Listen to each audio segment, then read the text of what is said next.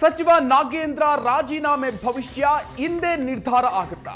ರಾಜೀನಾಮೆ ಸುದ್ದಿ ಬಯಲಾದ ಬೆನ್ನಲ್ಲೇ ದೆಹಲಿಗೆ ಬಂದಿದ್ದಾರೆ ನಾಗೇಂದ್ರ.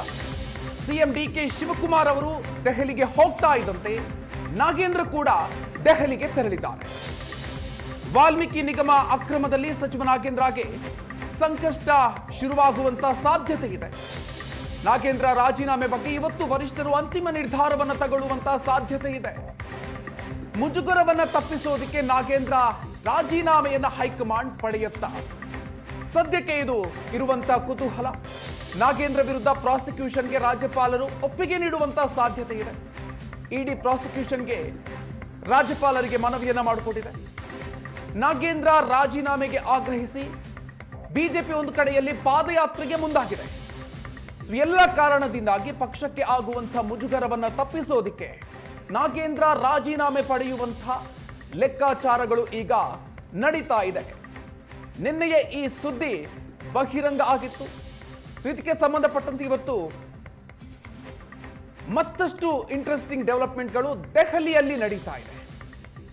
ಮುಖ್ಯಮಂತ್ರಿ ಡಿಕೆ ಶಿವಕುಮಾರ್ ಅವರು ದೆಹಲಿಗೆ ತೆರಳಿದ್ರು. ಅದರ ಬೆನ್ನಲ್ಲೇ ನಾಗೇಂದ್ರ ಕೂಡ ದೆಹಲಿಗೆ ತೆರಳಿದ್ದಾರೆ.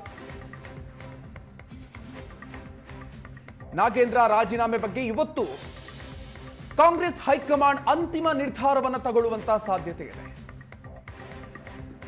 ಒಂದು ಕಡೆಯಲ್ಲಿ ನಾಗೇಂದ್ರ ವಿರುದ್ಧ ಪ್ರಾಸಿಕ್ಯೂಷನ್ಗೆ ರಾಜ್ಯಪಾಲರು ಒಪ್ಪಿಗೆ ನೀಡುವಂತಹ ಸಾಧ್ಯತೆ ಇದೆ. ಮತ್ತೊಂದು ಕಡೆಯಲ್ಲಿ ಬಿಜೆಪಿ ನಾಗೇಂದ್ರ ರಾಜೀನಾಮೆಗೆ ಆಗ್ರಹಿಸಿ ಪಾದಯಾತ್ರೆಗೂ ಕೂಡ ಈಗ ಪ್ಲಾನ್ ಮಾಡಿರೋದು. ಎಲ್ಲದರಿಂದಾಗಿ ಪಕ್ಷಕ್ಕೆ ಮುಜುಗರವನ್ನು ತಪ್ಪಿಸೋದಕ್ಕೆ ನಾಗೇಂದ್ರ ರಾಜೀನಾಮೆ ಪಡೆಯುವಂತಹ ಲೆಕ್ಕಾಚಾರ.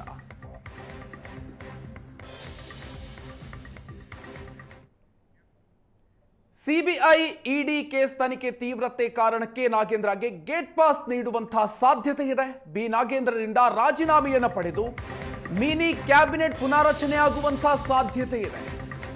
ಇವತ್ತು ರಾಹುಲ್ ಗಾಂಧಿ ಜೊತೆಗೆ ಸಂಪುಟ ಪುನಾರಚನೆಯ ವಿಚಾರವಾಗಿ ಮುಖ್ಯಮಂತ್ರಿಗಳು ಚರ್ಚೆಯನ್ನ ನಡೆಸಲಿದ್ದಾರೆ. ಈಗಾಗಲೇ ದೆಹಲಿಗೆ ತೆರಳಿದ್ದಾರೆ ಮುಖ್ಯಮಂತ್ರಿಗಳು. ರಾಹುಲ್ ಗಾಂಧಿಯವರ ಜೊತೆಗೆ ಚರ್ಚೆಯನ್ನ ನಡೆಸಲಿದ್ದಾರೆ. ಇವತ್ತು ಬೆಳಿಗ್ಗೆ ದೆಹಲಿಗೆ ಬಂದಿಳಿದಿದ್ದಾರೆ ಮುಖ್ಯಮಂತ್ರಿಗಳು. ನಾಗೇಂದ್ರ ರಾಜೀನಾಮೆ ಫೈನಲ್ ಆದ್ರೆ ಯಾರಿಗೆ ಸಚಿವ ಸ್ಥಾನ ಸಿಗುತ್ತೆ?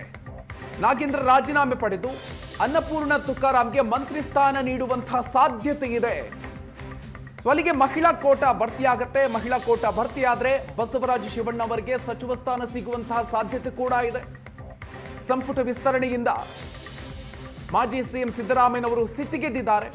ಅವರನ್ನ ಈ ಮೂಲಕ ಅವರ ಅಸಮಾಧಾನವನ್ನ ತಣಿಸುವಂತಹ ಪ್ಲಾನ್ ಕೂಡ ರೆಡಿಯಾಗಿದೆ. ಈ ಮೂಲಕ ನಾಗೇಂದ್ರ ರಾಜೀನಾಮೆ ಪಡೆದು ಕ್ಯಾಬಿನೆಟ್ ಗೊಂದಲವನ್ನ ಬಗೆಹರಿಸುವಂತಹ ಲೆಕ್ಕಾಚಾರ ಕಾಂಗ್ರೆಸ್ನಲ್ಲಿದೆ. ಹಾಗಾಗಿ ಇವತ್ತು ನಡೆಯುವಂತಹ ಮೀಟಿಂಗ್, ರಾಹುಲ್ ಗಾಂಧಿಯವರ ಜೊತೆಗೆ ಮುಖ್ಯಮಂತ್ರಿಗಳ ಈ ಮೀಟಿಂಗ್ ಏನಿದೆ ಅದು ಬಹಳಷ್ಟು ಇಂಪಾರ್ಟೆಂಟ್ ಮತ್ತು ಬಹಳಷ್ಟು ಇಂಟ್ರೆಸ್ಟಿಂಗ್ ಆಗಿದೆ.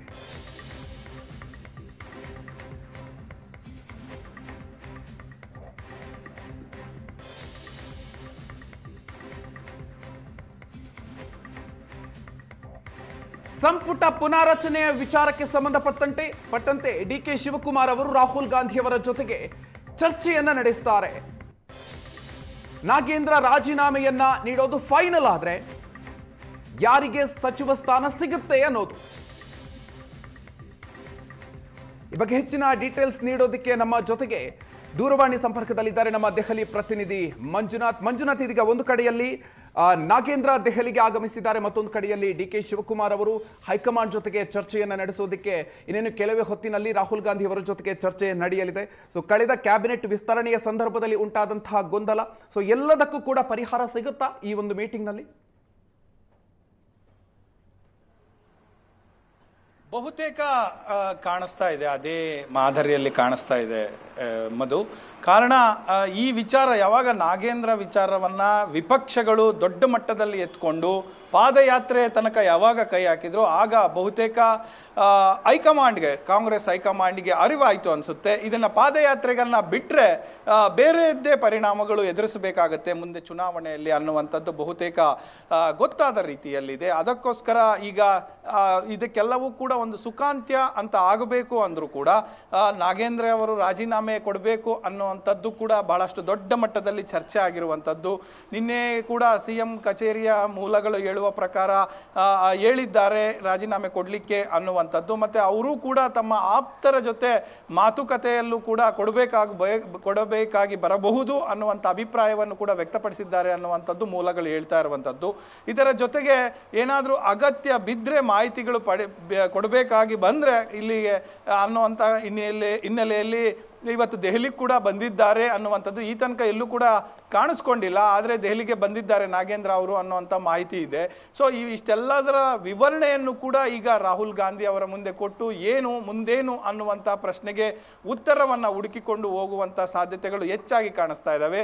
11:30 12 ಗಂಟೆಯ ಒಳಗಾಗಿ ರಾಹುಲ್ ಗಾಂಧಿ ಅವರನ್ನು CM ಅವರು ಭೇಟಿ ಆಗ್ತಾರೆ ಅನ್ನುವಂಥದ್ದು ಮೂಲಗಳು ಹೇಳ್ತಾ ಇರುವಂಥದ್ದು. Madhu. Okay, thank you Manjunath ಡೀಟೇಲ್ಸ್ಗೆ.